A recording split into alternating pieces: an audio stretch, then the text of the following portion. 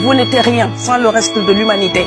Et ce sont les firmes occidentales qui entretiennent la corruption aussi en Afrique, il faut le dire.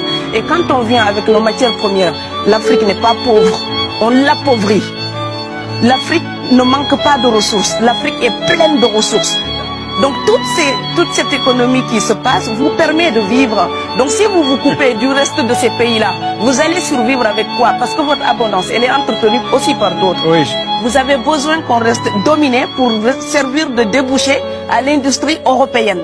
Alors il faut arrêter l'hypocrisie. On sera riches ensemble, on va se noyer tous ensemble. La deuxième chose, c'est que si vous renvoyez les étrangers, monsieur, et ça c'est le fantasme de l'extrême droite en Europe, le fantasme de renvoyer les étrangers, faites-le et vous allez voir la catastrophe dans vos pays. Parce que dans les pays étrangers, il y a les vôtres. Il y a les vôtres.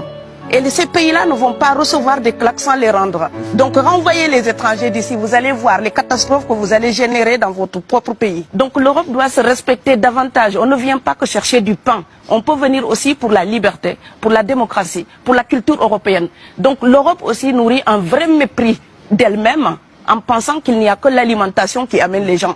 Elle n'a que ça à proposer, je pense qu'elle a plein d'autres choses à offrir. Quand vous dites que l'immigration pose un problème, il faut aussi parler des avantages de l'immigration.